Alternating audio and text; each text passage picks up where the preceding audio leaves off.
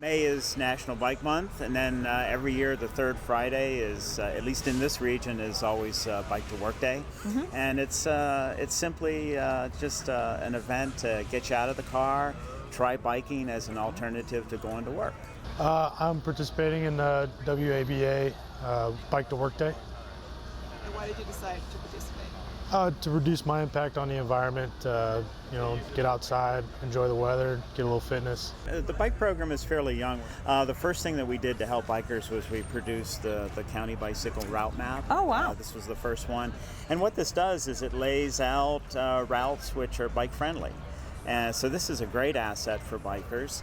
The other things that we're doing is we've made sure all of our Fairfax connector buses have bike racks on the front of them. And we have a capital program where essentially we're connecting the county. We're looking for missing pieces in the trail system. So we're filling in those gaps. And then we've teamed up with Virginia Department of Transportation, and we have I like to think an aggressive on-road bike lane retrofit program. So each year we add more and more bike lanes. And so do you have any tips for first-time bike to work people? Yeah, I mean what I tell them is practice, lay out a route and maybe ride that route like on a Saturday or a Sunday morning just to get the feel of it, find out what you're up against, and then prepare, take a change of clothing ahead of time, like the last day. Like if you're going to bike Monday, take your clothes in on Friday, leave them there. It's great idea. It's one less thing you have to carry.